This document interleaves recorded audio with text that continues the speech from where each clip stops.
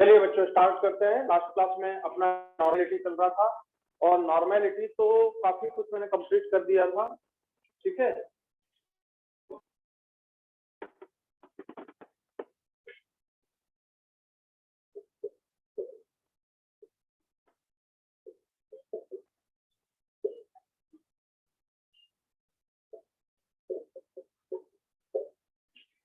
आप लोग भी हमेशा लेक्चर नंबर डाला करें, ठीक है, और डेट भी डाला करें साथ में। डेट डालना बिल्कुल ना भूलें, ठीक है कि नहीं।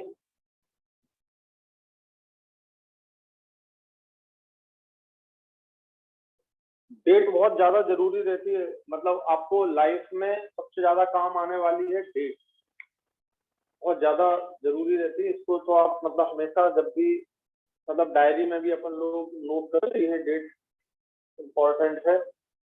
डेट का एक लाइफ का एक ही पॉइंट डेट का जो है ना बहुत बड़ा चेंज ला देता है। कभी देखना आपको ऐसा समझ नहीं आएगा, 10 साल बाद समझ आया कि यार वो डेट पे ये आदमी मिला था, इससे ये काम हो गया, जैसे मेरे अनुभव है।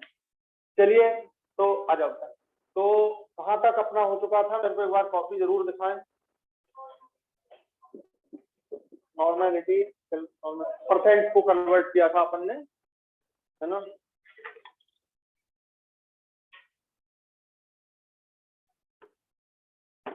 चलो थोड़ा सा वापस फिर से चलते हैं नॉर्मेलिटी पर। सपोज अगर मान लो जो जैसे मैंने आपको मोलरिटी में बताया था वैसा का वैसा नॉर्मेलिटी में, कैसे जैसे आपने ये एक सॉल्यूशन बनाया जिसमें सॉल्यूट है ये, और ये जो सॉल्यूट है ये 1 इक्विवेलेंट है। ध्यान देना कितना है, 1 इक्विवेलेंट है, और यहां तक आपका पानी मिला हुआ है, ये 1 लीटर सॉल्यूशन हो गया आपका। 1 लीटर क्या हो गया बेटा, सॉल्यूशन। तो आपकी नॉर्मेलिटी आप देख रहे हैं 1 इक्विवेलेंट पर लीटर। यहाँ नॉर्मेलिटी कितनी आ गई, 1, और वॉल्यूम कितना लिया आपने सॉल्यूशन का, 1 लीटर। ठीक, बात समझ आ गई। इसको अपन और बड़ा बना देते हैं, ये कंटेनर यहाँ तक ये 2 लीटर तक का निशान लगा हुआ है। आपने इसमें पानी फिर से भरा, आपको याद दिला दो वापस फिर से, ये पानी आपने इसमें डाल दिया, 1 लीटर पानी और डाल दिया। अब बताइए यहाँ आपके पास 2 लीटर सॉल्यूशन है। अब पानी नहीं, ये पानी है, लेकिन इसमें आया तो ये क्या हो गया, सॉल्यूशन। 2 लीटर आपके पास सॉल्यूशन है, और बताइए इक्विवेलेंट तो एक ही आ रही है। समझ आ गया, ये 1 इक्विवेलेंट ही आपके पास। लेकिन अब नॉर्मेलिटी आपकी चेंज हो जाएगी। आपको वही ध्यान रखना है जो कल आपको मैंने समझाया था, M1V1 इक्वल टू M2V2। तो बच्चों ये N1V1 है और ये आपका हो गया N2V2। कॉन्सेप्ट क्लियर हो गया, कली वाली बात है, बिल्कुल सेम है। तो बच्चों नंबर ऑफ इक्विवेलेंट पानी मिलाने से चेंज नहीं हुआ। यहाँ कितना था, 1, यहाँ भी कितना है, 1। ठीक है, तो नंबर ऑफ इक्विवेलेंट चेंज नहीं होते। तो कंसेप्ट आपका यही हो गया, number of equivalent in the first state, ये फर्स्ट स्टेट है, equal to the number of equivalent in second state, ये आपकी सेकेंड स्टेट है। और number of equivalent equal to क्या होता है, नॉर्मेलिटी इनटू वॉल्यूम। भूले तो नहीं हो, नॉर्मेलिटी की definition equal to number of equivalent upon volume of solution in litre. तो ये आपका, अरे दिख नहीं रहा है, चलिए मैं यहाँ लिख देता हूँ, normality equal to number of equivalent upon volume in litre. तो बताओ number of equivalent equal to normality into, तो नंबर ऑफ इक्विवेलेंट इस फार्मूले को यहाँ रिलेट कर लें। समझ आ गया, तो number of equivalent equal to normality into volume, number of equivalent equal to normality into volume. Number of equivalent first state के, इसको आपने लिखा N1V1, number of equivalent second state के, इसको लिखा आपने N2V2, और ये आ गया N1V1 इक्वल टू N2। समझ आ गया सबको। तो फास्ट लिखना है। अब आपको अगर मान लो नॉर्मेलिटी दी जाए, वॉल्यूम दिया जाए, नॉर्मेलिटी निकालना और वॉल्यूम इसका दिया जाए, तो बड़े आसानी से क्वेश्चन को सॉल्व कर सकते हैं। आ गया समझ में, तो कल ही अपन कर चुके हैं इसको। तो normality when volume is increase और डाइल्यूशन इंक्रीज, आप डाइल्यूशन बढ़ा रहे हो, यहाँ से कितना किया आपने, 1 लीटर से आप कितना कर दिया, थोड़ा फास्ट हो गया, आज बच्चे कुछ नहीं भी दिख रहे हैं मेरे को। ठीक, समझ आ गया? लीजिए N1V1 इक्वल टू N2V2 किस प्रिंसिपल पर बेस्ड है ये? नंबर ऑफ इक्विवेलेंट यहाँ कितना है और पानी मिलाने के बाद भी कितना है, वो चेंज कितना भी पानी मिलाते जाओ वो चेंज नहीं होने वाला। बात क्लियर हो गई? तो number of equivalent equal to number of equivalent, ये स्टेट फर्स्ट ये स्टेट सेकंड दोनों में। और ये डेफिनेशन है number of equivalent equal to normality into, तो नंबर ऑफ इक्विवेलेंट की जगह हमने लिखा N1V1, नंबर ऑफ इक्विवेलेंट की जगह लिखा हमने N2V2, N1V1 equal to N2V2।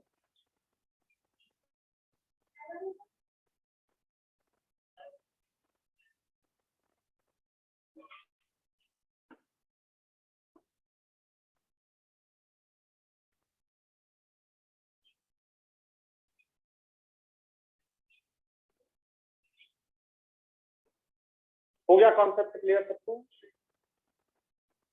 करूं क्लीन? लिख लिया तुमने? ये सबसे ज्यादा यूज में आने वाला फॉर्मूला, सबसे ज्यादा आपको ये इसका क्वेश्चन मिलेंगे हमेशा।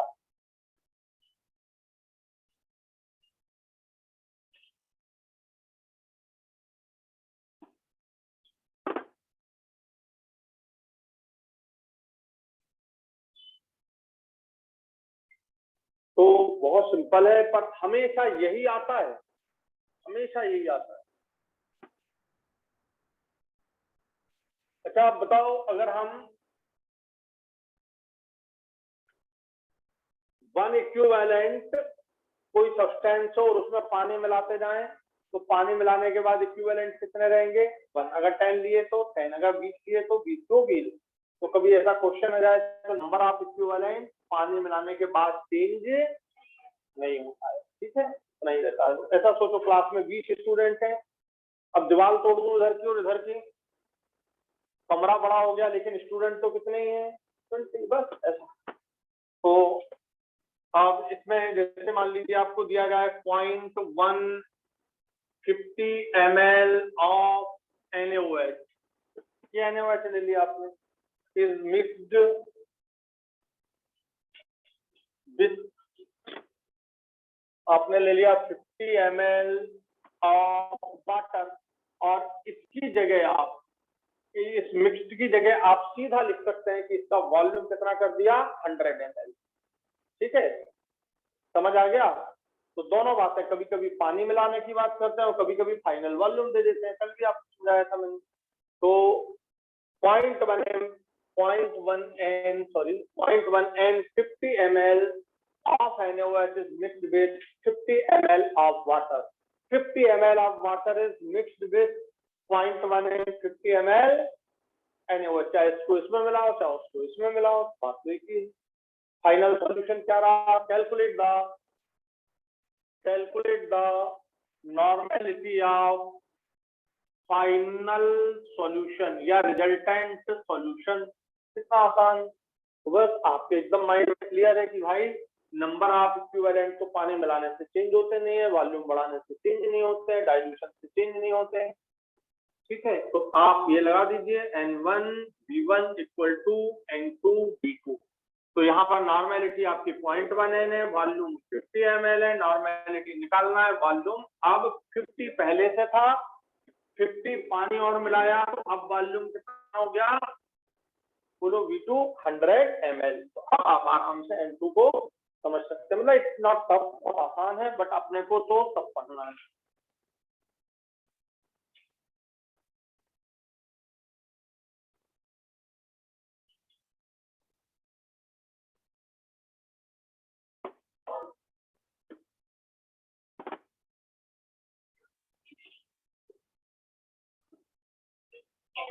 इसी के आगे मैं नॉर्मेलिटी, मोलैरिटी, इसके आगे मैं पीएच पूछ सकता हूँ, इसी के आगे जरा सा पॉइंट आगे बढ़ा दो, what will be the pH of the solution. इसी में पानी मिलाने का पीएच, तो आपको करना यहीं तक है, उसके आगे फिर एचाइन निकालना, पता कि नहीं? पीएच का मतलब सब जानते ही हैं, तो नॉर्मेलिटी ये जो आई, यही नॉर्मेलिटी बन जाएगी HIN, इसे pH आप कैलकुलेट कर सकते हैं, इसी के आगे बढ़ जाएगा। ठीक है क्यों? तो आप यहाँ तक तो सब समझ गए अच्छे से। चलिए आगे बढ़ते हैं।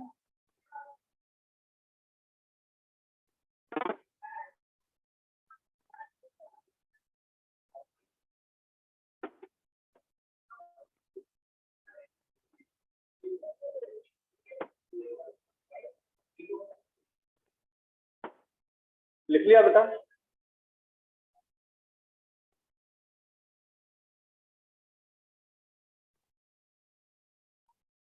देखो, अब अगर मान लो आपको 3 कंटेनर हैं, 2 भी ले सकते हैं, 3 भी ले सकते हैं। एक में आपने HNO3 ले लिया, एक में आपने H2SO4 ले लिया, एक में आपने HCl ले लिया, 3 ले लिया आपने। क्वेश्चन आया है आपको, ठीक है।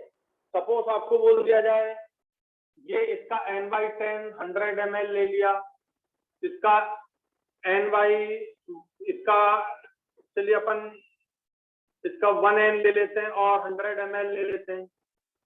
इसका आपने ले लिया सपोज 2N और 300 ml, और अब आपने इसको मिक्स कर दिया, सबको पूरों को मिक्स कर दिया। क्वेश्चन हो गया N/10 100 ml, N/10 100 ml of H2SO4 and 2N 300 ml of HCl is mixed। ठीक है, कितना वॉल्यूम दिख रहा है जरा देखो, 100 + 100 + 300। सपोज आपको बोल दिया जाए कि the resultant volume of the solution will be 1000 ml, तो इसका अपने आप क्या मतलब हो गया कि आपने 500 ml अलग से पानी मिला दिया। मतलब ये हो गया, बात समझ आ गई? मैंने अलग से वो ऐसा लिख दें कि 500 ml ये वाटर आप इसमें मिला दो, मिक्स कर दो, या क्या बोल दें कि फाइनल रिजल्टेंट वॉल्यूम इसका 1000 ml कर दिया गया। तो दोनों का मतलब एक ही है, ऐसा लिखें या अब बताओ, इसका आपको मिक्सचर का जो रिजल्टेंट मिक्सचर है उसकी आपको नॉर्मेलिटी कैलकुलेट करना है। क्या कैलकुलेट करना है? बस सिंपल हो गया बच्चों, N1V1 plus N2V2 plus N3V3 और जितने भी हो सब मिला के फाइनल नॉर्मेलिटी, फाइनल वॉल्यूम। इस मिक्सचर की नॉर्मेलिटी, इस फाइनल सॉल्यूशन की नॉर्मेलिटी, इस रिजल्टेंट सॉल्यूशन की नॉर्मेलिटी आपको निकालना है। क्वेश्चन आया है नीट में सेम, तो इतना सिंपल है, आगे आना चाहिए समझ में। तो यहाँ पर आपने ले लिया N/10 का मतलब क्या हुआ 0.1 और वॉल्यूम कितना है 100 ml। 1N यहाँ तो प्रॉब्लम ही नहीं है, वॉल्यूम है 100 ml। फिर यहाँ 2 है नॉर्मेलिटी और वॉल्यूम है 300 ml, और फाइनल नॉर्मेलिटी निकालना है और वॉल्यूम है 1000 ml। तो ये सब ml में है, ये भी ml में, ये भी ml में, ये भी ml में, ये भी ml में, तो कैंसिल हो जाएंगे, आपको कोई टेंशन नहीं। अब फाइनल नॉर्मेलिटी कैलकुलेट कर लेना, मल्टीप्लाई करना, डिवाइड करना 1000। ठीक है, ये होता है। This is the best way, यही तरीका लिखते हैं। ठीक है,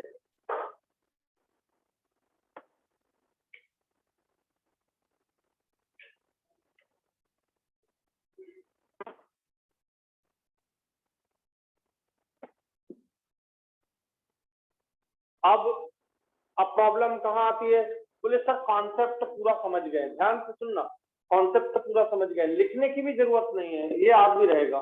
ठीक है, बट इसके बाद भी आप ये गलती नहीं करना कि आप ना लिखें, याद रहे, क्योंकि आप जब रिवीजन करेंगे उस समय आपके पास दिमाग से, आंखों के सामने से एक बार निकल जाना चाहिए बस। तो इसलिए कोई भी चीज वो कितनी भी आसान हो, आपको बस लिखते जाना, कभी भी नुकसान नहीं होगा।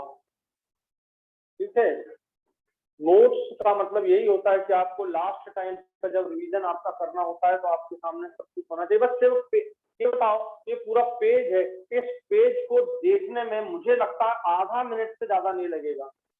आधा मिनट भी ज्यादा बोल दिया मैंने, केवल देखते ही समझ आ जाएगा कि हाँ यार ये तो याद है, आगे बढ़ गए, समझ गए, आगे बढ़ गए। ये क्योंकि आपको जिस स्टूडेंट को कंपटीशन निकालना है उसको ये सारी बातें क्लियर होनी चाहिए कि हमको लास्ट डे भी रिवीजन करना है। और मैं आपसे डेली बोलता हूँ कि आप एक डायरी जरूर मेंटेन करें हर सब्जेक्ट की, physics chemistry botany zoology biology की एक कर लें, फिजिक्स केमिस्ट्री की एक कर लें, 100 पेज की पतली सी डायरी जो आपके इसमें आ जाए, ठीक है। बस केवल उसमें वो फार्मूले लिख लो जो आपको याद नहीं रह रहे हैं, ये इसको जरूरत नहीं है लिखने की, ये याद है परमानेंटली, ठीक है। लेकिन कोई चीज ऐसी होगी पूरे उसमें कि चैप्टर में कि आपको 2 फार्मूले शॉर्टकट वाले याद रहने चाहिए, तो वो आपको डायरी में लिखने चाहिए, आपको सबसे ज्यादा फायदा देगी, ये मेरी गारंटी है। डायरी बनाइए। तो ये सिंपल पॉइंट हो गया आपको। अब बताओ यहाँ पर ये भी एसिड है, ये भी एसिड है, ये भी एसिड है, हमें कोई प्रॉब्लम नहीं है, एसिड को एसिड में मिक्स करते हैं, एसिड ही रहेगा, तो ये फाइनल सॉल्यूशन क्या रहा बताओ। ये भी स्ट्रॉन्ग एसिड है, ये भी स्ट्रॉन्ग एसिड है, ये भी स्ट्रॉन्ग एसिड है, फाइनल सॉल्यूशन क्या रहा एसिड, हमें कोई प्रॉब्लम नहीं है। अगर बेस मिला देते तो लफड़ा हो जाता, ठीक है। तो अभी हमको बेस की बात नहीं करनी है, स्टेप बाय स्टेप चलते हैं। एसिड मिला दिया है, तो साथ में क्या मिला दिया है, पानी, और नहीं भी मिलाता तो क्या बोल देता, वॉल्यूम कितना कर दिया 1000 ml। तो इस तरह से हम इसको सॉल्व करते हैं। आप इसको आगे बढ़ा सकते हो कि फाइनल सॉल्यूशन का, इसको आगे बढ़ा सकते हो कि फाइनल सॉल्यूशन का आपका एच आयन कंसेंट्रेशन कितना होगा, इसका OH आयन कंसेंट्रेशन कितना होगा, इसका pH कितना होगा, ये सब निकाल सकते हैं। वो आगे का आयनिक इक्विलिब्रियम में मैं समझाऊंगा, ठीक है। अभी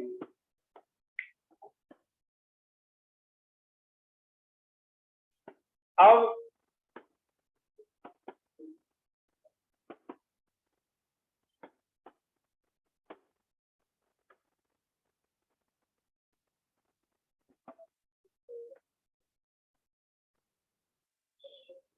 बात क्लियर हो गई। अब ध्यान से सुनना, ये बहुत सिंपल से प्रॉब्लम्स थे, इनको हम समझ सकते हैं। अब नॉर्मेलिटी को मोलरिटी में और मोलरिटी को नॉर्मेलिटी में चेंज करना सबसे ज्यादा इंपॉर्टेंट है। कन्वर्जन, नॉर्मेलिटी इनटू मोलरिटी और molarity into normality, capital M है ये, कैपिटल एम। तो नॉर्मेलिटी टू मोलरिटी और मोलरिटी टू नॉर्मेलिटी का सिंपल डेफिनेशन है, सब जानते हैं। नॉर्मेलिटी इक्वल टू होता है, जरा सोचो, number of equivalent upon volume of solution in litre. किसके इक्विवेलेंट है ये, ऑफ सॉल्यूट है ना, सॉल्यूट के इक्विवेलेंट है। और मोलरिटी इक्वल टू क्या होता है, बोलो, number of moles upon volume of solution in litre. और आप सबसे पहले 2 क्लास पहले नंबर ऑफ इक्विवेलेंट को समझ चुके हैं। Number of equivalent equal to क्या होता है, जल्दी बोलो, n factor into number of mole, n factor into number of mole. याद होना चाहिए ये फार्मूला आपको। Number of equivalent equal to क्या होता है, n factor into number of, सब जानते हैं। अब बताओ इक्विवेलेंट की जगह क्या लिख सकता हूं, तो बस इस इक्विवेलेंट को मैंने रिप्लेस कर दिया किससे, बोलो, n factor into number of moles से रिप्रेजेंट, इसको रिप्लेस कर दिया, आप कर देना तो बस। और रिलेशन बना दिया, बोलो, वॉल्यूम से volume, number of equivalent equal to n factor into number of moles, ये मोल्स से मोल कैंसिल, क्या बचा, normality equal to n factor into molarity, आ गया नॉर्मेलिटी, मोलरिटी n फैक्टर से मल्टीप्लाई हो जाएगी, ये रिलेशन हो गया। Normality equal to n factor into molarity, बहुत इंपॉर्टेंट है, हमेशा ही पूछा जाता है।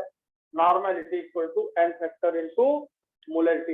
इस इक्विवेलेंट की जगह क्या रख देना, n factor into number of mole, n factor into number of मोल, और ये सब आपका सॉल्व हो जाएगा। समझ आ गया, ये काफी इंपॉर्टेंट फॉर्म है, n factor into number of mole, normality equal to n factor into molarity.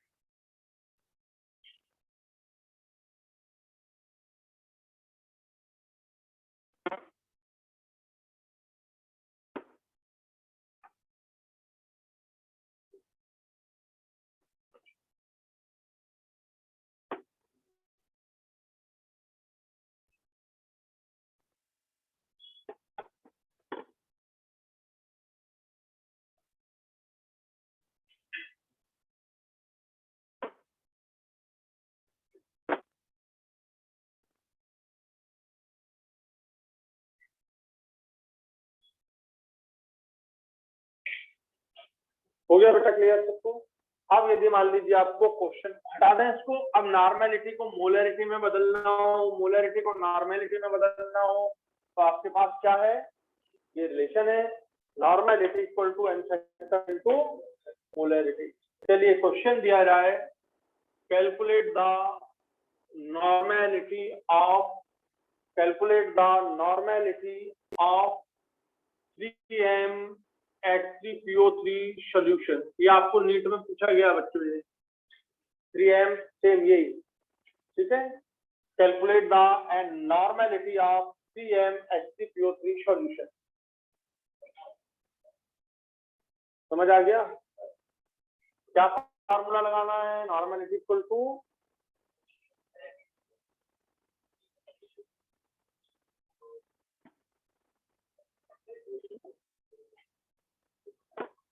Normality equal to N factor into molarity. Molarity कितनी दी है? ये 3m दी है, और एन फैक्टर कितना है इसका? कितना है एन फैक्टर? 3 की 2 3 तो नहीं कर दोगे? तो जब भी कभी ऐसा ये फास्फोरस के एसिड का क्वेश्चन आए तो इसको जरूर देख लेना, ठीक है, नहीं तो गड़बड़ कर दो आप। H3PO4 नहीं है ये, H3PO3 है, और फास्फोरस का एसिड आप कैसे बनाओगे? ये आपने ये बना दिया H3PO3। याद है ना बनाने का तरीका भी? तो यहाँ पर सबसे पहले ये काम किया जाता है फास्फोरस एसिड बनाने में, फिर दूसरा ये काम किया जाता है, ये पहला काम है, ये दूसरा काम फास्फोरस एसिड बनाने के लिए P डबल बॉन्ड हो, और फिर दूसरा काम कौन सा है? OH वाला। ये काम कर दो। अब क्या ये H तो एसिडिक हुआ नहीं, तो कितने H हैं? तो यहाँ इसका एन फैक्टर कितना हो गया? 2 तो बस एन फैक्टर 2 है, मल्टीप्लाई किया तो आपका 6n आ जाएगा। ये आपकी नॉर्मेलिटी है। तो सबसे ज्यादा आने वाला क्वेश्चन यही होता है, ठीक है, सबसे ज्यादा आने वाला यही आता है। बस क्यों आता है? कई बार कंफ्यूजन हो जाता है, बिना कई बार अपन मतलब इतने अलर्ट नहीं रहते, और अपन एन फैक्टर से सीधा देख लेते हैं कि ये 3 दिया है, एन फैक्टर 3 हो गया। समझ गए कि नहीं? तो इसका एन फैक्टर देखने के लिए ये हर बार मैं बताता हूं ताकि गलती ना हो। तो इसका तरीका भी मैंने समझा दिया है आपको याद करने का कैसे। सबसे पहला काम क्या करते हैं? P डबल बॉन्ड दो, फिर दूसरा काम क्या करते हैं? POH, उसके बाद फिर अरेंजमेंट कर देते हैं बचे हुए एटम्स का। ये नीट में आया है, ये वाले, ये दोनों आप देखना फास्फोरस में जब आप सॉल्व करोगे इनऑर्गेनिक में, तो आपको ये आया है कि what will be the correct for the phosphorous acid. तो first it must have P double bond दो एंड POH बॉन्ड। तो A ऑप्शन, B ऑप्शन और तीसरा ऑप्शन बोथ द करेक्ट, तो दोनों करेक्ट। काफी इंपॉर्टेंट है, तो ये भी आपको मैंने सारे समझा दिए हैं, ठीक है। देखो, हम पहली चीज ये बात मान लो कि आप 11th और 12th पढ़ चुके हैं, ठीक है, और कुछ मैं मिक्सिंग में इस तरह से पढ़ाऊंगा, तो आप ये मत सोचना कि यार ये तो आउट हो रहा है, नहीं, क्योंकि आपको कंपटीशन देना है, और कंपटीशन का मतलब तो कुछ भी आ सकता है। तो कुछ भी का मतलब कि आप मिक्सिंग करके पढ़ें तो आपको कोई नुकसान नहीं होगा। पर कभी बाई चांस कोई बात समझ ना आए तो उसे आप पेशेंस रख करके समझने की कोशिश करना, याद करना, क्योंकि आप जंग लड़ने जा रहे हो, जंग में सब जायज होता है, ठीक है। तो भैया जंग लड़ने के लिए आपको मिक्सिंग में कभी कभी मैं पढ़ाऊं और बात समझ ना आए तो आप दोबारा जरूर पूछ लें, उसमें कोई दिक्कत नहीं।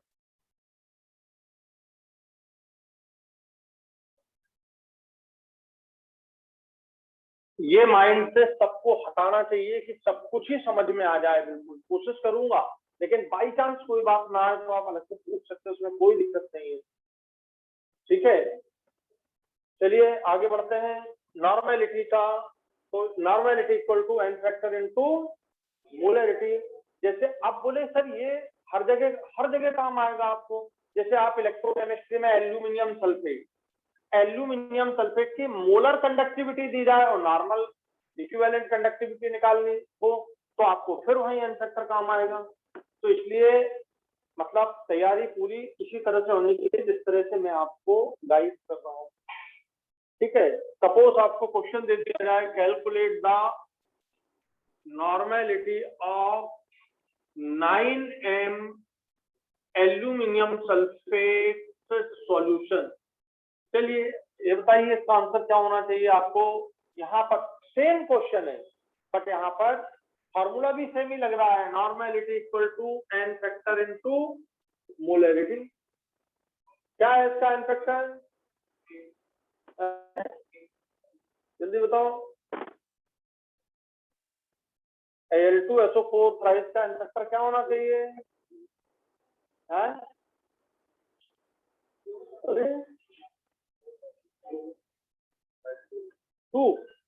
अभी अपन पढ़े कि नहीं एन फैक्टर? ये सॉल्ट है कि एसिड है कि बेस है, क्या है ये? सॉल्ट। और सॉल्ट का एन फैक्टर क्या पढ़ाया था आप, यहाँ पर ये 3 किया, ये इधर -2 किया, ये आपका ये 2 और ये कोफिशिएंट है और ये इसका चार्ज है, ये इसका चार्ज है, मल्टीप्लाई कर दीजिए, कितना आ गया 6। कितना आ गया 6। क्या समझाया था मैंने, कोई भी सॉल्ट का एन फैक्टर उस पर जो चार्ज और उस चार्ज का कोफिशिएंट, तो कोफिशिएंट कितना है 2 और चार्ज कितना है, कितना आ गया। आप ये भी यूज कर सकते हैं, बोलो चार्ज कितना है 2 और कोफिशिएंट कितना है, तो 2 × 3 6। तो चाहे आप ऐसे करें चाहे आप ऐसे करें, ठीक है, भूलना नहीं है, ठीक है। ज्यादा से ज्यादा मैक्सिमम मेमोराइज होना चाहिए। तो ये आ गया आपका 6 एन फैक्टर 6 और ये 9 है, ये आ गया आपका 36 एन, 36 एन। अरे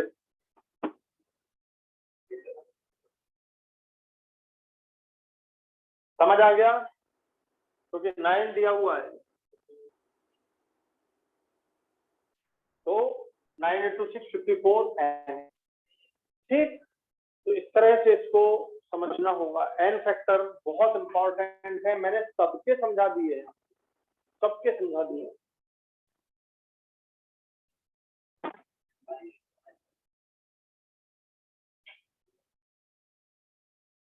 चलो सपोज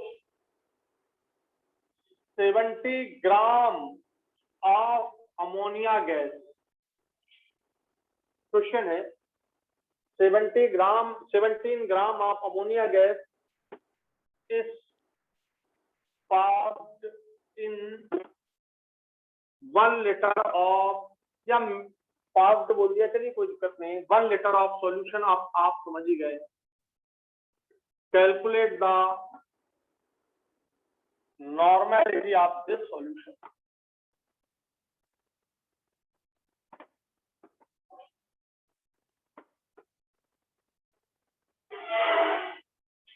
सत्रह ग्राम अमोनिया गैस को 1 लीटर सॉल्यूशन में पास करके सॉल्यूशन बना लिया, ये समझ लो 1 लीटर सॉल्यूशन,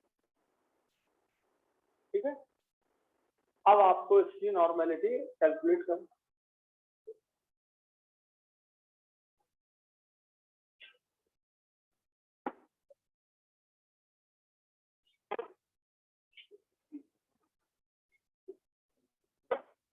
क्या होती है नॉर्मेलिटी की, अपने को नॉर्मेलिटी कैलकुलेट करना है तो क्या करना चाहिए, नॉर्मेलिटी की डेफिनेशन फॉर्मूला लिखना चाहिए। क्या होता है, wait of solute upon equivalent weight of solute into volume of solution है, यही होता है ना।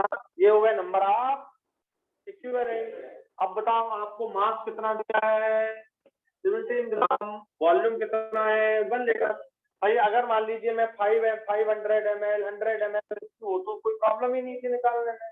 अब सारा फेल किस पर है, इक्विवेलेंट मास पर। अब बताओ इक्विवेलेंट मास कैसे निकालें, ये चाहिए तुमको इसका, ई molecular weight divided by n factor होता है, यही होता है।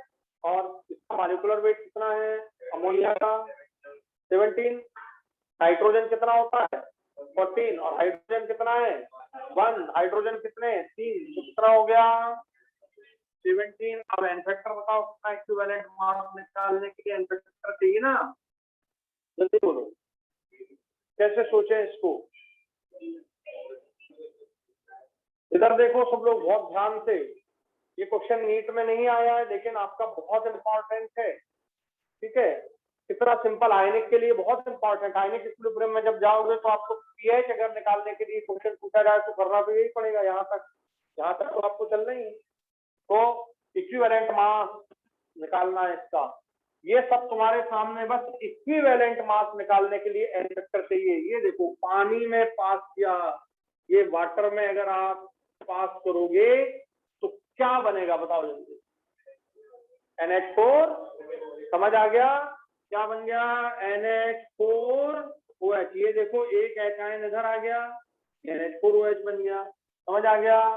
अब बच्चों ये 3 थे और ये 2 5, और ये देखो 4 और 1 5, ammonium hydroxide is form. And how many OH ion produced by the ammonium hydroxide, and what is the N factor of base, number of replaceable OH। कितने OH रिप्लेस हो सकते हैं? समझ गया? एक OH रिप्लेस हो सकता है कि नहीं हो सकता? अरे भाई NH4Cl, HCl से रिएक्शन कराओ क्या बन जाएगा?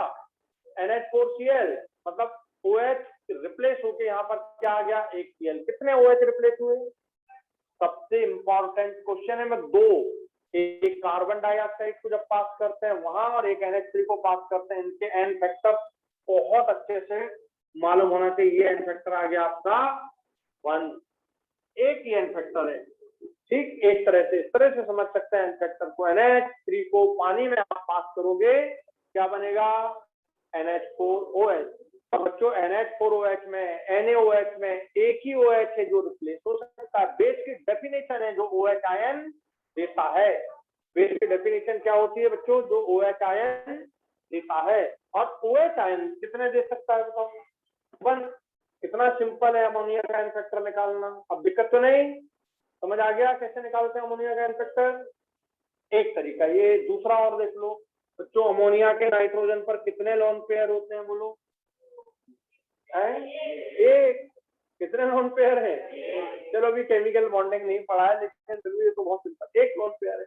अब एक लोन पेयर है तो इधर देखना, ये H2O ऐसा लिख सकते हो, ये H जो है ना ये खींच लिया इसने, क्या बन गया बोलो? कितने लोन पेयर डोनेट किए इसको? एक। ये OH निकल गया, ये OH नेगेटिव चार्ज के साथ निकल गया। और कितने H गेन किए बोलो? अमोनिया ने कितने H गेन किए? तो number of H gained by the ammonia या any compound is called its n factor. तो एक H आयन गेन किया, इससे भी आप समझ सकते हो। अमोनियम हाइड्रोक्साइड बना, OH आयन एक प्रोड्यूस किया, इससे भी आप समझ सकते हो। आया कि नहीं समझ में? मैं 2 के बोल रहा हूं, अमोनिया का और कार्बन डाइऑक्साइड, इन दो पे ही क्वेश्चन आते हैं, ठीक है। और सिंपल है। अब समझ क्लियर हो गई कि नहीं समझ आपको? तो एन फैक्टर कितना आ गया बच्चों? 1। इक्विवेलेंट मास अमोनिया का कितना हो गया बोलो? 17। क्या आ गया? आंसर दीजिए। 1 आ गई, 1 आ गया, समझ में? तो ये एक काफी इंपॉर्टेंट क्वेश्चन है जो आपको आयनिक के लिए काफी इंपॉर्टेंट है।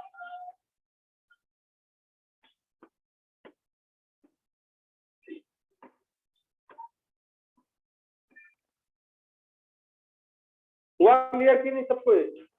आप लोग को सबको क्लियर हो गया कि नहीं? Yes sir. Yes sir. तो अब मैं इसी क्वेश्चन को, ठीक है, इसी क्वेश्चन को कार्बन डाइऑक्साइड के फॉर्म में आपको दे रहा हूं। 22 gram of carbon dioxide gas passed in 1 liter aqueous solution. What will be the normality? इसको सॉल्व करो।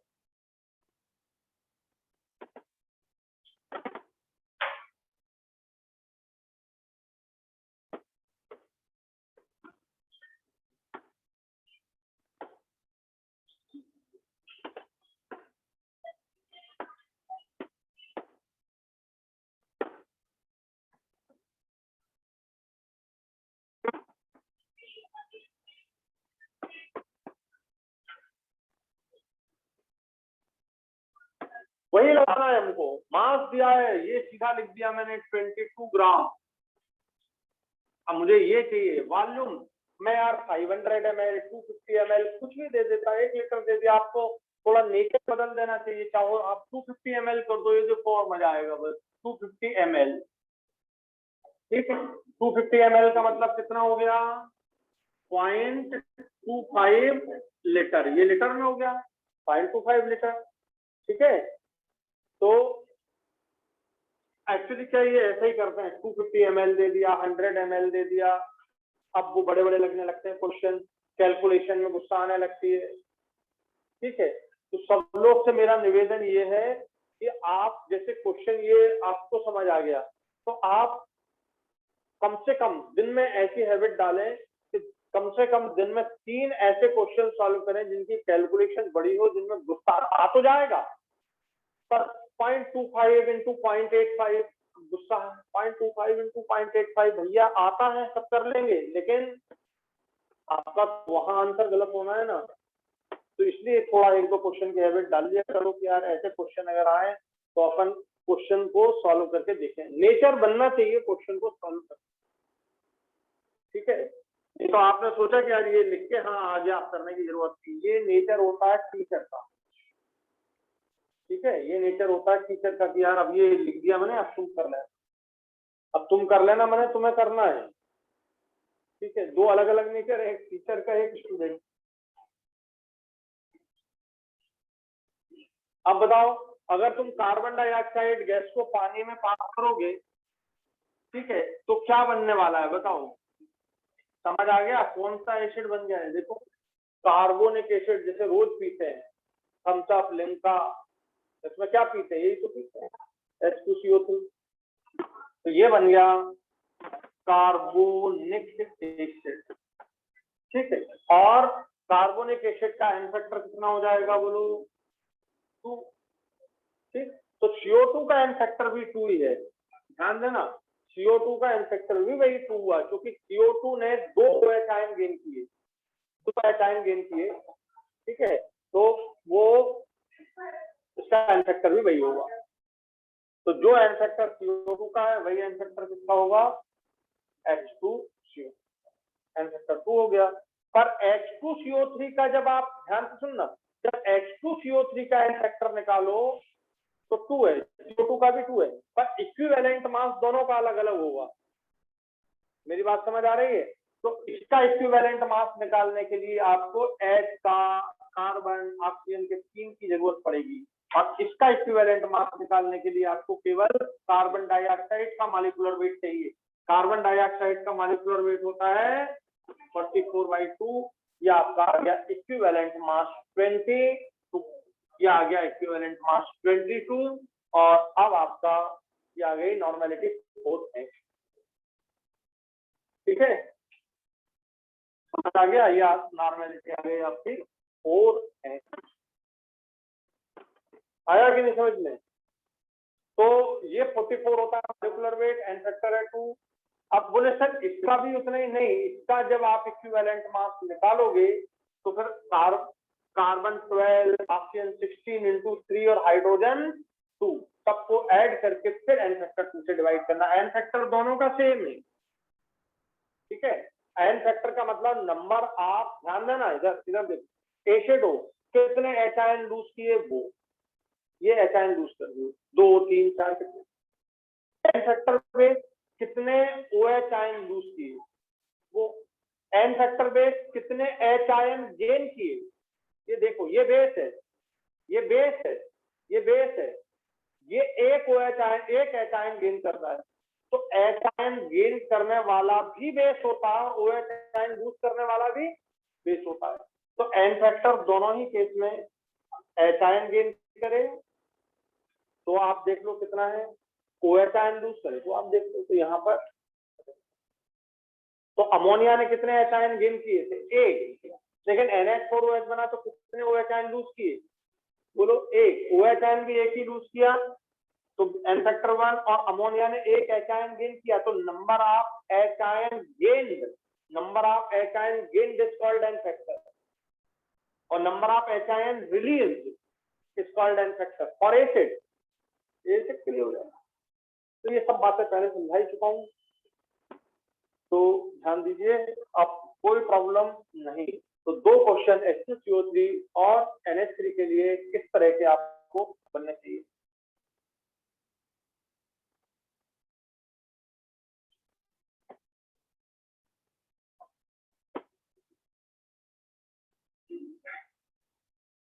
क्वेश्चन है 11.2 liter of NH3 gas dissolved in 500 ml of solution at STP. Calculate the normality and the molarity of this solution. Suppose ये दिया जा रहा है,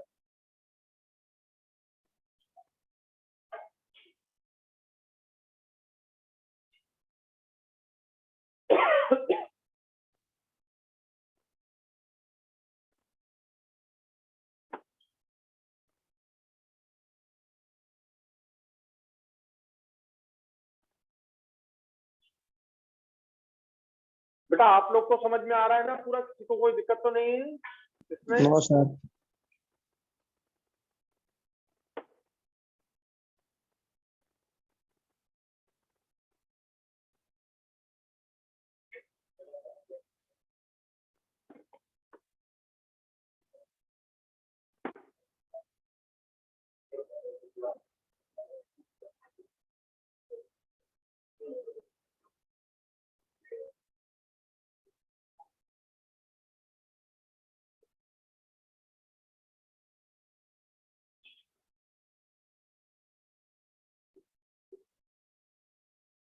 चलिए अपन सबसे पहले लगाते हैं फार्मूला। नॉर्मलिटी का फार्मूला बोलो। जब भी क्वेश्चन सॉल्व करो ना, सबसे पहले क्या निकालना भैया, नॉर्मलिटी या मोलरिटी, जो भी निकालना है, ठीक है। तो फार्मूला एकदम क्लियर हो, normality equal to number of equivalent on volume of solution litre किसके, सॉल्यूट से। तो बताइए यार, नंबर ऑफ इक्विवेलेंट तो दिए नहीं है, मास भी नहीं दिया, तो क्या दिया है यहाँ पर देखो, लीटर।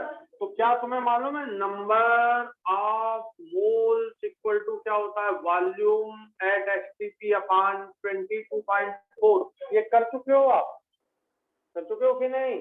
बस तो यार यहाँ पर ये दोनों लीटर में है, और कितना है 11.2 डिवाइडेड बाई 22.4 कितना आ गया, 0.5। क्या आ गए नंबर ऑफ। अच्छा, नंबर ऑफ मोल्स अगर मालूम हो जाए तो मोलरिटी तो निकाल सकते हो कि नहीं? क्या होती है molarity, number of moles upon volume. कर दूं number of moles upon volume in litre. तो बच्चों नंबर ऑफ मोल्स कितने हैं, 0.5, और वॉल्यूम कितना है बताओ, 500 ml। यहीं पे 500 ml माने कितना हो गया बोलो, 0.5 लीटर, ठीक है ना। नंबर ऑफ 500 ml मीन्स हो गया 0.5 लीटर। तो ये भी 0.5 बोलो कितना आ गया, मोलरिटी कितनी आ गई, 1 m। मोलरिटी कितनी आ गई, 1 m। यहाँ पर ये थोड़ा दिख नहीं रहा है, मैं इधर लिख देता हूँ। मोलरिटी इक्वल टू बेटा नंबर ऑफ मोल्स अब क्या है 0.5, और वॉल्यूम ये 500 ml मीन्स 0.5 लीटर। ये आ गया आपका 1 m। समझ आ गया? ये तरीका है सॉल्व करने का, तो वेरी सिंपल, ठीक है, कोई दिक्कत तो नहीं। अब बताओ, ये तुम यहाँ पर लगा सकते हो जब तुमने मोलरिटी निकाल ली, तो ये वाला इसे भी अपन अभी कर लेंगे। नॉर्मलिटी इक्वल टू क्या होता है, एन फैक्टर इनटू मोलरिटी। बोलो नॉर्मलिटी आपको कितनी दी जा रही है, मोलरिटी आपको कितनी मिली, 1, और एन फैक्टर कितना था, 1। बताओ याद है अमोनिया का एन फैक्टर कितना था, समझ आ गया? तो बस ये आपका आ गया 1n, माने आपका आंसर नॉर्मलिटी भी 1n और मोलरिटी भी 1n। और इससे सॉल्व करना है तो ये मोल्स आ गए, मोल्स और एन फैक्टर में रिलेशन क्या होता है इक्विवेलेंट में, यहाँ पहले ये लिख लो, पहले ये लिख लो।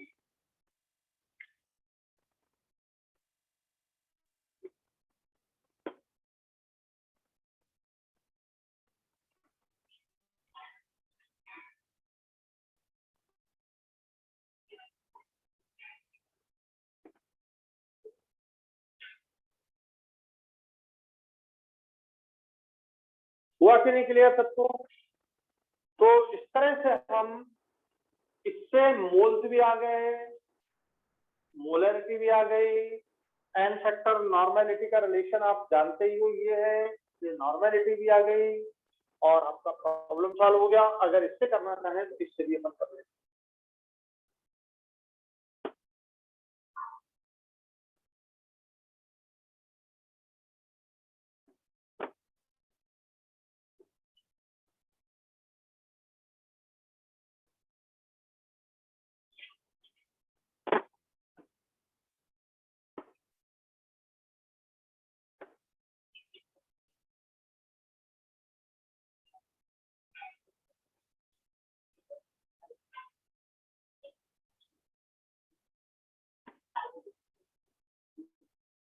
ये देखो आपके पास नंबर ऑफ मोल्स कितने आ गए और फार्मूला क्या होता है, number of equivalent equal to N factor into number of होता है। बताओ कितने मोल्स है तुम्हारे पास? 0.5। एन फैक्टर कितना है NH3 का? 1। कितने नंबर ऑफ इक्विवेलेंट कितने आ गए बोलो? पॉइंट उतना ही रहे ना, 0.5। ये सेम रहा 0.5। तो बस ये आपका आ गया 0.5 और ये कितना लीटर है? 0.5। ये देखिए 1n आ गया। तो आप इस तरह से भी इसे सॉल्व कर सकते हैं, ठीक है ना? समझ आ गई दोनों बातें? तो नॉर्मेलिटी को मोलरिटी में, मोलरिटी को नॉर्मेलिटी में, मोल्स को इक्विवेलेंट में, इक्विवेलेंट को मोल्स में आराम से कन्वर्ट करें और बहुत अच्छे से अब आप सॉल्व कर सकते हैं।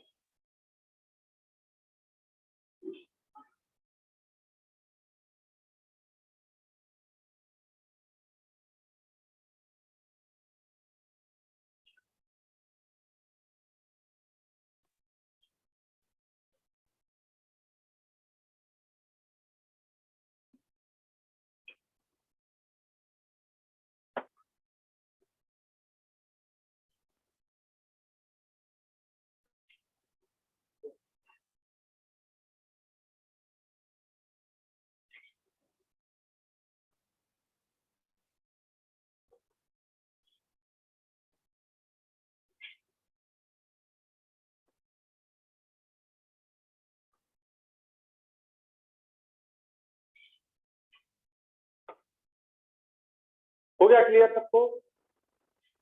अब ध्यान देना, अगर मैं क्वेश्चन देता हूं, इस क्वेश्चन को फिर से करते हैं। Calculate the normality of 0.1 mH2SO4। तो बहुत सिंपल है, सब जानते हैं, बात समझने की। नॉर्मेलिटी आप 0.1 normality equal to H2 n factor into molarity, n factor H2SO4 का 2 है, 0.1 ये आपका 0.2 n आ गया, ठीक, ये आ गया।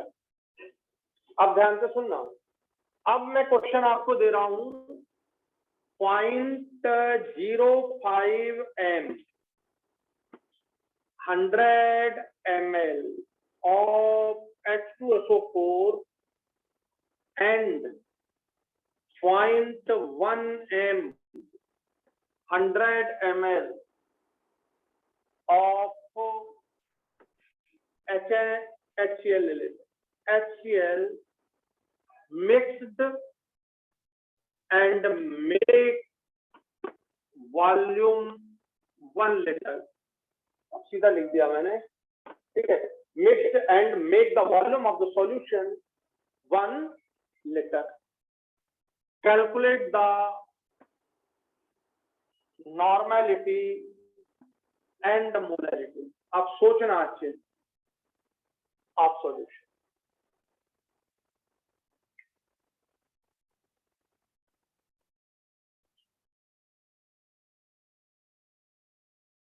अब सोचना है इसको, ठीक।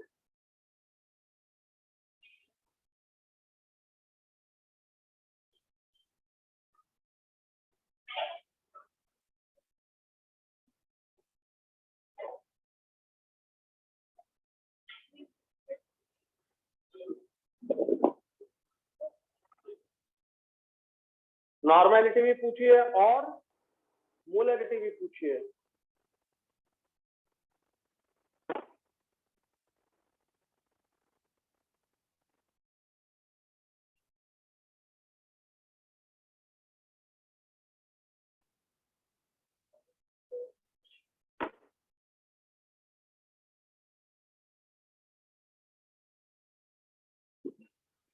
आ रहा है समझ?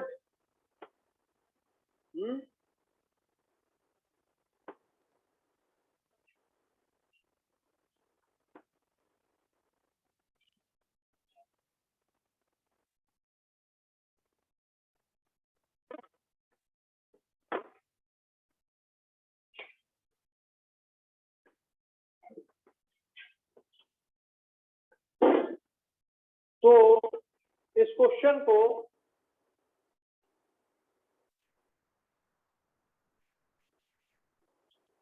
आप दिमाग लगाना कि यार यहाँ भी मोलरिटी दी है, यहाँ भी मोलरिटी दी है, क्या मैं दोनों का मोलरिटी निकालने के लिए M1V1 plus M2V2 equal to M3V3 use करूं कि नहीं करूं?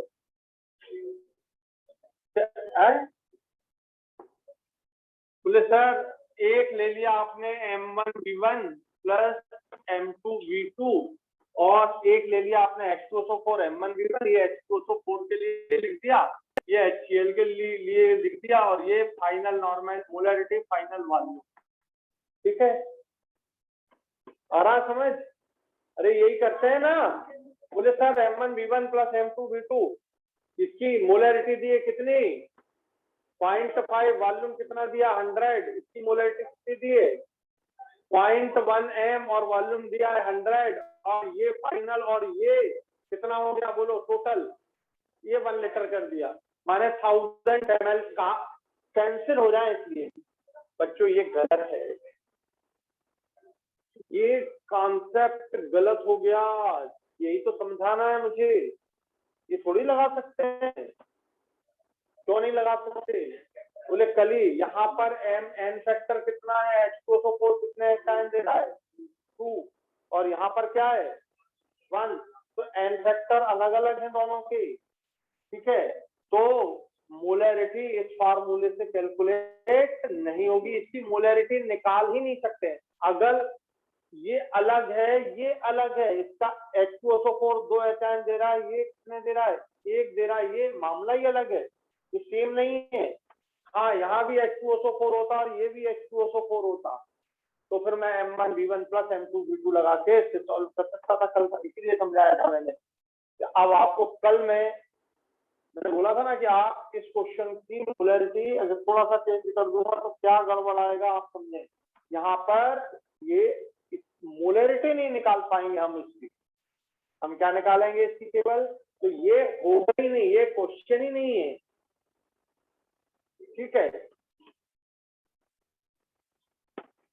तो आप इसकी नॉर्मेलिटी निकालना, पर ध्यान से सुनिएगा, आप इसको हटा दो तो प्रॉब्लम समझ आ गई। इससे मिलने वाले 2 एच, इससे मिलने वाला 1 एच है, दोनों अलग अलग हैं, कि दोनों मिक्सचर की मोलरिटी नहीं निकाली जा सकती है, निकाल ही नहीं सकते हम, ठीक है। निकालना ही गलत है, मतलब वो चीज ही गलत है। फिर क्या निकालेंगे? नॉर्मेलिटी। अब देखो, सब ध्यान से देखना, नॉर्मेलिटी में कोई प्रॉब्लम नहीं, एक है H2SO4, दूसरा है HCl, इन दोनों में इसका N1V1 मान लो, इसको N2V2 मान लो और दोनों को मिक्स कर दिया तो नॉर्मेलिटी फाइनल वॉल्यूम फाइनल। ये आप बिल्कुल सॉल्व कर सकते हैं, नॉर्मेलिटी निकाल सकते हैं, मोलरिटी नहीं निकाल सकते हम।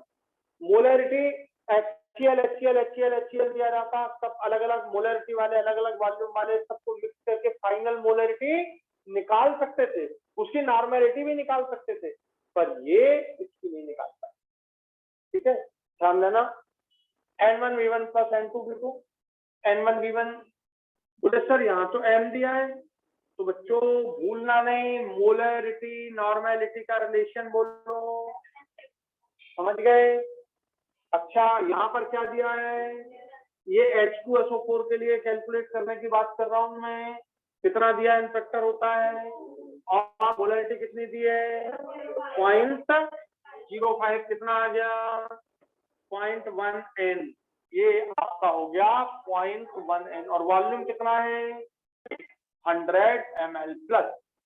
यहाँ देखो इसकी मोलरिटी कितनी दी है, तो यहाँ तो एन फैक्टर कितना है 1 और मोलरिटी है 0.1, तो यहाँ तो प्रॉब्लम बिल्कुल नहीं गई, 0.1 है, दोनों सेम है, दोनों क्या है सेम, ठीक है।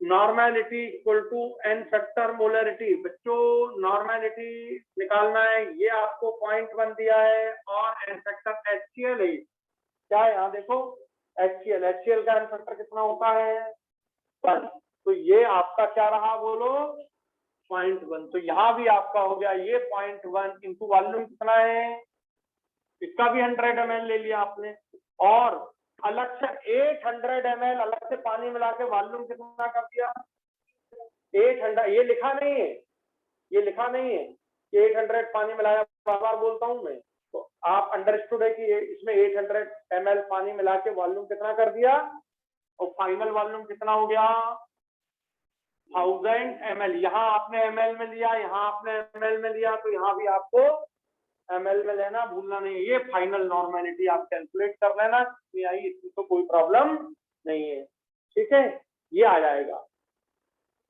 ठीक है, ये आ जाएगा, नॉर्मेलिटी आ गई, कितना आया है 0.4 0.2, लिख दूं, सॉल्व कर लेना, इन्हीं में गुस्सा आती है, इन्हीं को सॉल्व करना है, गुस्सा वाली चीज यही है, जब पॉइंट दिए, अभी तो 100 कई बार क्या करते हैं 90 ml और 10 ml कर दिया, तो फिर वहां पे फिर 90 ml में थोड़ी सी गुस्सा आती है, तो ये आपको धैर्य रख के पेशेंस रख के इस क्वेश्चन को सॉल्व करके फाइनल आंसर लाना है, ठीक है। अरे कितना आसान क्वेश्चन था, कौन सा एटॉमिक स्ट्रक्चर का वेवलेंथ निकालने का, C equal to nu lambda लगाना, कुछ लगाना ही नहीं था उसमें, C का वैल्यू भी जानते हैं 10 टू द पावर 8 मीटर पर सेकेंड है, ठीक है, E भी दिया है उसमें, सब कुछ दिया, इसके बाद मतलब शायद न्यू दिया था उसमें, वेवलेंथ निकालना था 219 आंसर आ रहा था उसका, आ रहा था, तो अच्छे अच्छे बच्चों ने कैलकुलेशन नहीं हो रहा है छोड़ के आ गए जानते हुए, कईयों ने गलत कर दिया, तो मैं वही कह रहा हूँ आप थोड़ा सा ऐसा अपना बिहेवियर बनाओ कि हर हमें तो इसे सॉल्व करना है शांति से, ये चलिए आगे बढ़ते हैं, कितना आया नहीं किया देवांशी सॉल्व है,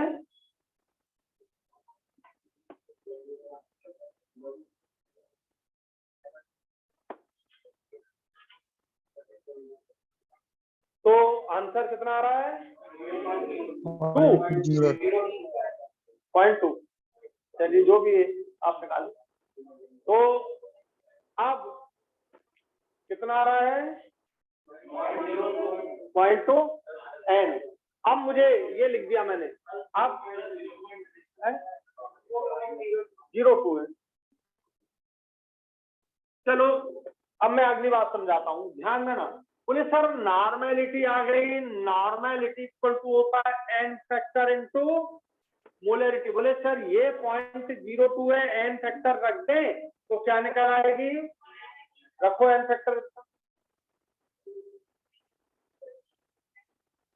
इस मिक्सचर का एन फैक्टर रख के बताओ मुझे, इस मिक्सचर का एन फैक्टर रखो ना, नहीं रख सकते, क्यों, क्योंकि यहाँ पर जब एक H2SO4 और एक HCl है, तो जो मिक्सचर क्या बना दोनों का, तो उसका एन फैक्टर मिक्सचर का क्या रखोगे, यहाँ पर नहीं रख सकते, समझ आ गया, तो इसलिए इसकी कभी मोलरिटी निकाली ही नहीं जाती, आ गया समझ में, बस इसकी नॉर्मेलिटी ही मिलती है, मोलरिटी नहीं निकाली जाती, क्योंकि मिक्सचर का एन फैक्टर नहीं हो सकता, भाई एन फैक्टर होता है किसका H2SO4 का होगा, HCl का होगा, मिक्सचर का थोड़ी होगा, ठीक है, इसलिए इसकी नॉर्मेलिटी नहीं निकाल सकते, तो जब भी आपको ऐसे क्वेश्चन आए तो N1V1 N2V2 से सॉल्व करेंगे। नॉर्मेलिटी की मोलरिटी दी जाए तो उसको किसमें बदल देना, normality.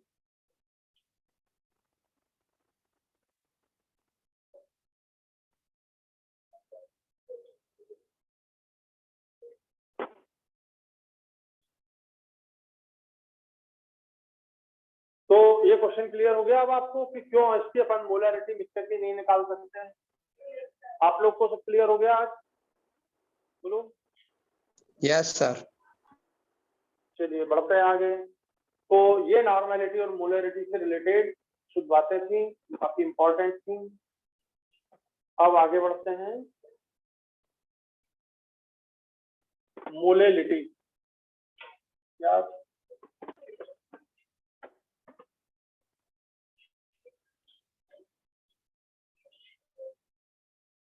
Small N, molarity, small N, ठीक है।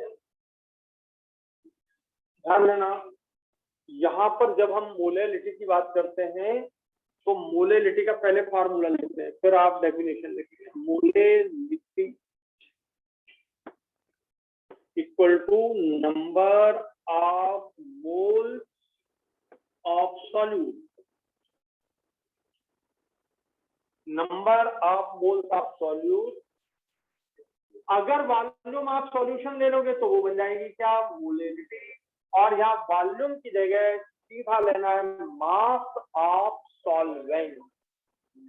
क्या लेना है, सॉल्यूशन का मास नहीं, किसका मास, मास ऑफ सॉल्वेंट। और वो भी लेना है आपको किलोग्राम। इसमें लेना है मास ऑफ सॉल्वेंट, किसमें लेना है, किलोग्राम में। तो ये आपका मोलरिटी सिंपल एम बन जाएगा। अब बताओ ये क्या दिख रहा है, मोल, और ये क्या दिख रहा है, किलोग्राम। तो यूनिट क्या बन गई, मोलरिटी की यूनिट बन गई मोल पर केजी, मोल पर केजी। इसे स्मॉल एम भी लिख सकते हैं और मोल पर केजी भी लिख सकते हैं, ठीक है। स्मॉल एम भी लिख सकते हैं और मोल पर केजी भी लिख सकते हैं। तो अब बताओ नंबर ऑफ मोल्स क्या कहलाते हैं, N B upon weight of solvent क्या लिखेंगे, डब्ल्यू ए। डब्ल्यू का मतलब वेट और ए का मतलब सॉल्वेंट, और किसमें लेना है, केजी में। ये नहीं भूलना, ये होता है इन केजी। अब अगर मान लो आपको ग्राम में दिया जाए तो किलोग्राम में बदल देना। और नंबर ऑफ मोल्स को आप क्या लिखते हो, बोलो, molarity equal to weight of solute upon molecular weight of solute into weight of solvent in K G. ज्यादातर ग्राम में ही दिया जाता है, बट ये ज्यादातर किसमें दिया जाता है, ग्राम में। तो ग्राम को किलोग्राम में बदल दिया। ये देखिए डिवाइड किया 1000 से, ऊपर आ गया।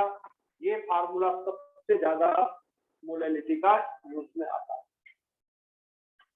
ठीक है।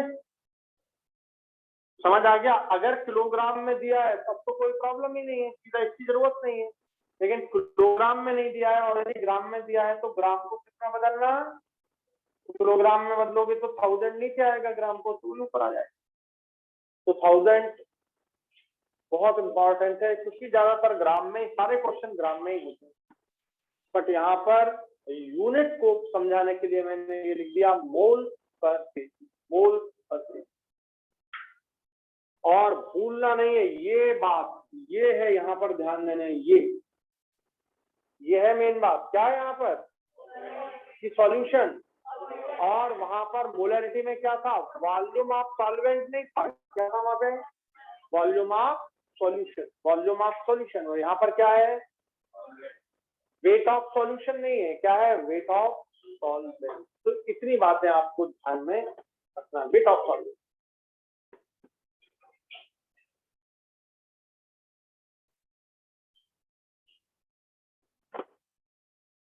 आया समझ में सबको?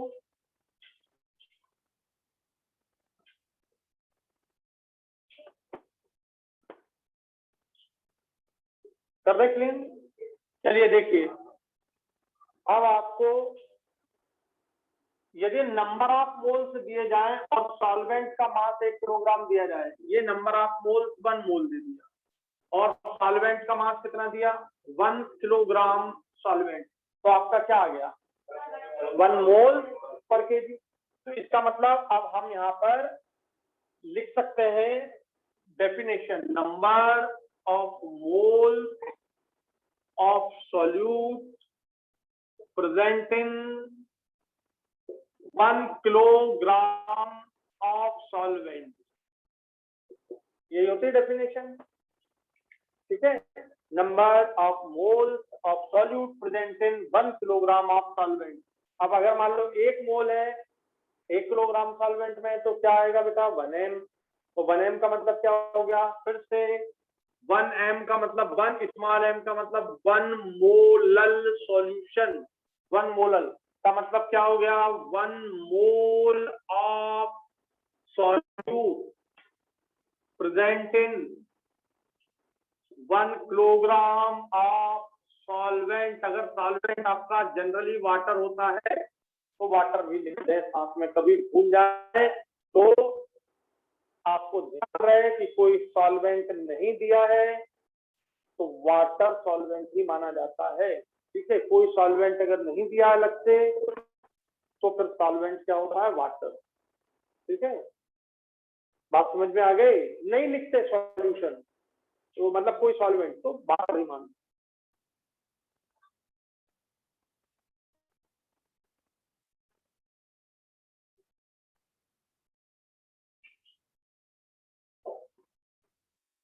चलिए देखिए, तो 1m 1 स्मॉल m दिया है का मतलब क्या हो गया 1 मोलर सॉल्यूशन का मतलब 1 mole of solute present in 1 kilogram of solvent. ये बहुत इंपॉर्टेंट है, ये बात सबसे ज्यादा इंपॉर्टेंट ये बात है, सबसे ज्यादा इंपॉर्टेंट ये बात ध्यान रखिएगा। मतलब तुमको जब भी परेशान करेगा तो बस यही करेगा जो तुमको मालूम है, वो क्लिक ही नहीं होगा क्वेश्चन में करे क्या, इसलिए मैंने इस पर ये कर दिया। ठीक है, अब अगर मान लो मैं 2m लेता हूं तो इसका मतलब हो गया बाईमोलल। अगर मैं 1/2m लेता हूं तो इसका मतलब ये हो गया आपका m/2। m/2 का मतलब सेमी मोलल। अब इसे आगे समझाने की जरूरत नहीं, आप कर लोगे ना इसको, तो कल मोलर में भी लिखवाया नॉर्मल में भी लिखवाया वही चीज है। ठीक है, भैया आप सामने लिखा तो है, इसका मतलब क्या हुआ 2 moles of solute present in 1 kilogram of solvent। तो सेमी मोलल का मतलब क्या हो गया m/2, मतलब क्या हो गया 0.5 mole present in 1 kg of solvent. ठीक है ना, सेमी मोलल। 5m पेंटामोलल, 10m डेकामोलल। इस तरह से आप अब ध्यान रखेंगे तो ये आपको बन ही जाएगा। ये तो इसलिए मैंने पहली क्लास में आपको ये समझा दिया था। 10m डेकामोलल हो गया 1/10m, इसी को लिखोगे m/10, इसी को लिखोगे 0.1m और इसी को लिखोगे डेसी मोल। तो ऐसे ये काफी इंपॉर्टेंट टर्म होते हैं समझने के, और मुझे लगता है अब तो इसमें किसी को भी दिक्कत।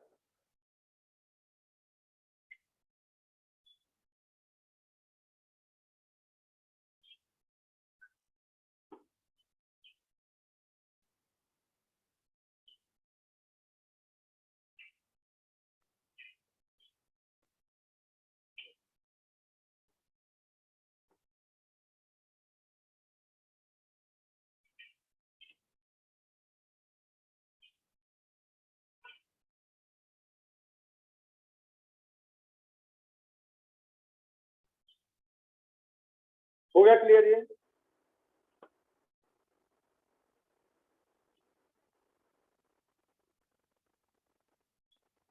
तो मोलैलिटी बहुत सिंपल है।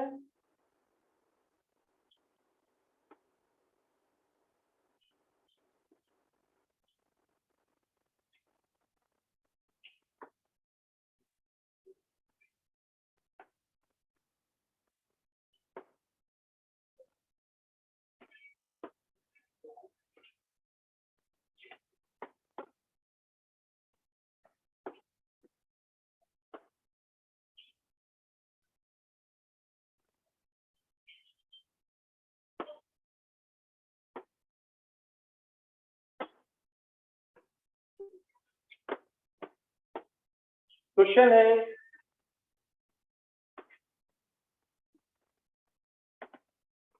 To prepare 250 ml semi-molal solution of glucose, how many grams of glucose required?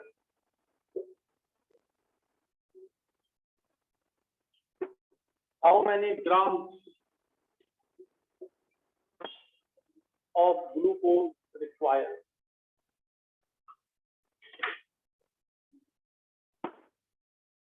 अगर आपको 250 ml सेमी मोलर सॉल्यूशन बनाना है ग्लूकोज का, ठीक है, तो कितने ग्राम ग्लूकोज की तुम्हें जरूरत पड़ेगी?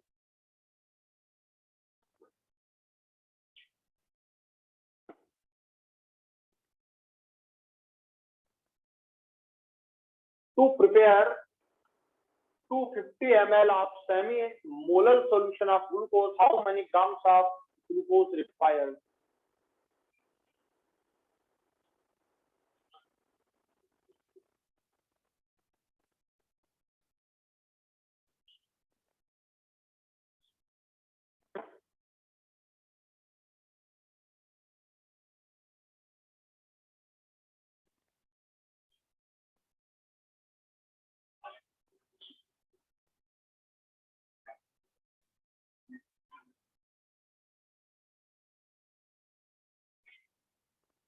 कितने ग्लूकोज के ग्राम्स लग रहे हैं? ग्राम्स का मतलब mass of glucose required. Grams का मतलब mass of glucose required.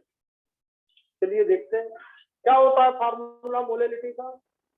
Molality equal to mass of solute upon molecular weight of solute into mass of solvent in K G. तो केजी के लिए आपने ये कर दिया। क्या करना है? टू प्रिपेयर द 250 ml लिख दिया मैंने। अरे यार सॉरी ग्राम कर लेना ये,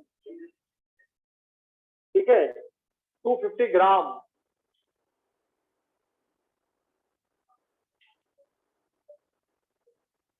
तब भी गलत है वो। To prepare in 250 gram of solvent. एक मिनट, इसको नीचे 250 ग्राम सॉल्वेंट कर लेना। अब सही हो गया, अब सही हो गया। जल्दी में हो जाता है। अब यही क्वेश्चन बना के दे रहा हूं तुमको, यही तरीका है सही समझने का। तो to prepare 250 gram of the solvent, to prepare in 250 gram of solvent semi molar solution in 250 gram of solvent, ठीक है। 250 ग्राम सॉल्वेंट में आपको सेमी मोलर सॉल्यूशन समझ आ गया। इन 250 ग्राम ऑफ सॉल्वेंट। ये भी सही था, कौन सा जो पहले लिखा था, पर उसमें फिर मुझे डेंसिटी देना पड़ जाएगा। मतलब अभी डेंसिटी वाला अभी आपको मैंने नहीं लिया है, मतलब समझाया है। वो भी करेंगे पर उसमें आपको फिर डेंसिटी की जरूरत पड़ेगी।